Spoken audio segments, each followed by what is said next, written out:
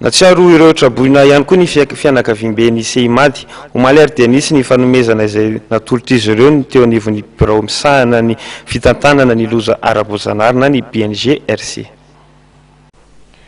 Vary enjato taonina miampy fitapiana samihafa no natolotry ny fianakaviam-ben'ny Seimady izay eo ambany fehin'ny ministeram-panjakana misana ny fanantanterahana ny tetikasa ny filoham-pirenena ny fampitaovana ary ny fanajariana ny tany.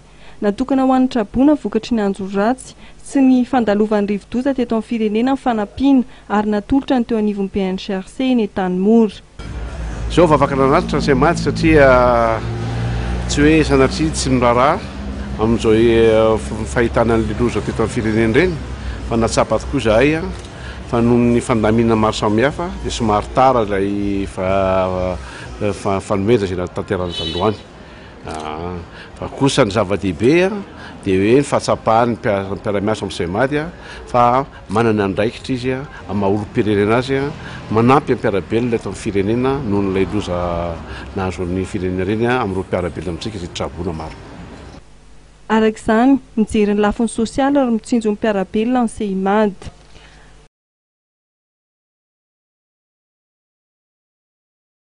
Iny fanadidiny tompo kilasy tomboky vavy no manakatona ny fotoanantsika tamin'ity takariva ity akasitrahanay fiaino teto amin'ny fahitalavitra matevenao tsy nisaraka fa nanaraka hatramin'ny farany vaovao izay voangona tamin'ity androany ity.